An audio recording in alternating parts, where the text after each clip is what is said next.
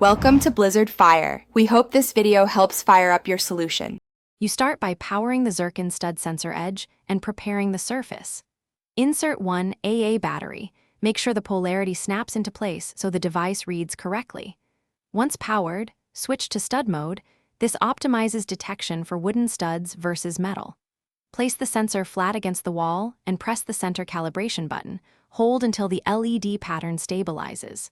This step removes surface variability, so that subsequent scans detect density changes accurately and reduce false positives. Once calibrated, sweep the sensor horizontally across the wall with a steady, even pace. Avoid jerky motions because the edge uses relative change to find studs. Overlap passes by about 1/2 inch to ensure continuity. When the LED and arrow indicate a hit, pause and mark that point.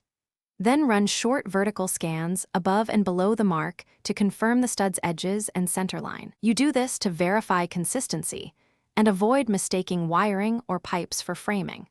Complete the process by rescanning both directions to confirm the stud center. Pencil mark the line and measure spacing for additional studs.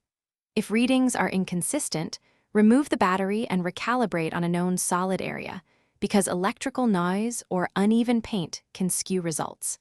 When things still seem off, use a low-force probing nail or small drill at an angle to validate before making a final large hole. This troubleshooting tip prevents damage and ensures your mounting points are secure. Thanks for watching. If you found this helpful, don't forget to like and subscribe.